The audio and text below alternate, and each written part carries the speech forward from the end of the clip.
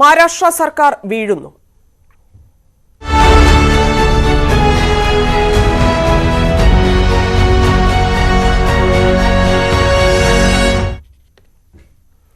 മഹാരാഷ്ട്രയിൽ അടിതെറ്റി മഹാവികാസ് അഘാഡി സർക്കാർ. 46 MLA-മാർ തന്നോടൊപ്പമുണ്ടെന്ന് ഏക്നാഥ് ഷിൻഡെ ന്യൂസ് 18നോട് പറഞ്ഞു. 36 MLA-മാർ ഷിൻഡെയ്ക്ക് പിന്തുണ പ്രഖ്യാപിച്ച് കത്ത് നൽകി.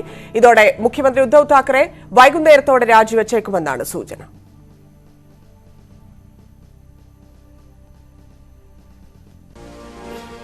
मैं अभी ऐसा कुछ मैं बताऊं नहीं. अभी मैं बाला साहब की हिंदुत्व की लाइन को आगे लेके जा रहा हूँ, उनको फॉलो कर रहा हूँ बस. तो कितने विधायक अभी आपको सिंधे साहब कितने विधायक आपके पास है और कितना नंबर है आपके पास इस समय सर? हाँ, मेरे साथ में अभी 46 लोग हैं. 46 विधायक आपके पास है. इसमें से शिवसेना के कितने हैं? तो कुल मिला के 55 शिवसेना के है और 7 से 8 जो है इंडिपेंडेंट निर्दलीय है. तो क्या कोई ऐसे दिमाग पे सर ये कोई ऐसा मन बनाया कि अपने कि आप वापस मुंबई में उद्धव साहब ठाकरे के साथ वापस आ जाएं, ऐसा मन है सर बनाया कुछ? वो जब ऐसा बनाएंगे तो आपको बताएंगे. तो सर अभी ना ही आप बीजेपी के साथ जा रहे हैं ना ही कोई अपनी पार्टी बना रहे हैं अभी आप? हम लोग शिवसैनिक बाला साहब के हैं. അഘാഡി സർക്കാരിനുള്ള പിന്തുണ കോൺഗ്രസ് തുടരുമെന്ന് കമൽനാഥ് പറഞ്ഞു. और मैंने उनको आश्वासन दिया कि कांग्रेस MBO को सपोर्ट करती रहेगी. मेरी अभी शरद पवार जी से बात हुई है और उन्होंने भी मुझे कहा कि NCP MBA को सपोर्ट करती रहेगी. उनका किसी तरह का और इरादा नहीं है. मुझे पूरा विश्वास है कि शिवसेना में जो बागी हैं ये शिवाजी महाराज का प्रदेश है. शिवाजी महाराज के प्रदेश को कलंकित नहीं करेंगे. आज भारतीय जनता पार्टी के पास जो ये प्रलोभन की राजनीति अरुणाचल प्रदेश से शुरू किया था, मध्य प्रदेश में प्रलोभन पैसा पोस्ट की ये राजनीति है, ये अपने देश के भविष्य को खतरे में डाले. അതേസമയം ശിവസേന MLA-മാരോട് തിരിച്ചെത്താൻ ഉദ്ധവ് താക്കറെ അന്ത്യശാസനം നൽകി. എന്നാൽ ഈ അന്ത്യശാസനം ഏക്നാഥ് ഷിൻഡെയും ഒപ്പമുള്ളവരും തള്ളിക്കളഞ്ഞു.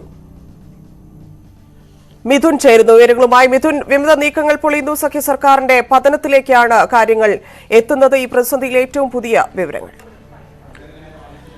ധന്യ, വിമതരെ അനുനയിപ്പിക്കാനുള്ള എല്ലാ ശ്രമങ്ങളും പാളിയതോടുകൂടി അഘാഡി സഖ്യത്തിന് ഇത്തരത്തിൽ ഒരു തിരിച്ചടി ഏറ്റിരിക്കുന്നു എന്ന് തന്നെ വേണം പറയാൻ. ഈ സർക്കാർ താഴെ വീഴുമെന്നുള്ള കാര്യത്തിൽ സംശയമില്ല. അതേസമയം ഇന്ന് വൈകിട്ട് 5 മണിക്ക് മുമ്പ് ഈ ശിവസേന വിമത MLA-മാരെല്ലാം തന്നെ തിരികെ മുംബൈയിൽ എത്തിച്ചേരണം, യോഗത്തിൽ പങ്കെടുക്കണമെന്നുള്ള നിർദ്ദേശം അല്ലെങ്കിൽ അത്തരത്തിലുള്ളൊരു അന്ത്യശാസനം ഉദ്ധവ് താക്കറെ നൽകുകയും ചെയ്തിരുന്നു. ഉച്ചയ്ക്ക് ചേർന്ന മന്ത്രിസഭാ യോഗത്തിന് ശേഷമാണ് ഈ നിർദ്ദേശം നൽകിയത്. എന്നാൽ ഈ യോഗം ഇപ്പോൾ റദ്ദാക്കിയിരിക്കുന്നു എന്നുള്ള വിവരമാണ് ഈ ഒരു ഘട്ടത്തിൽ പുറത്തുവരുന്നത്. അതായത് വിമത MLA-മാരും ഒപ്പം തന്നെ ഏക്നാഥ് ഷിൻഡെ അടക്കമുള്ള നേതാക്കൾ ഈ ഒരു അഭിപ്രായത്തെ അല്ലെങ്കിൽ ഇത്തരത്തിലൊരു നിർദ്ദേശത്തെ നിർദാക്ഷിണ്യം തള്ളിക്കളയുകയും ചെയ്തു. അതോടെയാണ് ഇപ്പോൾ ഈ ഉദ്ധവ് താക്കറെ വിളിച്ചു ചേർത്തിട്ടുള്ള ഈ MLA-മാരുടെ യോഗം റദ്ദാക്കുകയും ചെയ്തിരിക്കുന്നത്. ആദ്യഘട്ടത്തിൽ തന്നെ വലിയ തിരിച്ചടി തന്നെ മഹാവികാസ് അഘാഡി സർക്കാരിന് നേരിടേണ്ടി വന്നിരിക്കുന്നു. ഒപ്പം തന്നെ 56 പേരുള്ള ശിവസേനയിലെ MLA-മാരിൽ 46 പേരും തനിക്ക് പിന്തുണയുണ്ട് എന്ന് ഏക്നാഥ് ഷിൻഡെ അല്പസമയത്തിന് മുമ്പ് ന്യൂസ് 18നോട് പങ്കുവയ്ക്കുകയും ചെയ്തിരുന്നു. കൂടാതെ തന്നെ നിരവധി MLA-മാർ ഇപ്പോൾ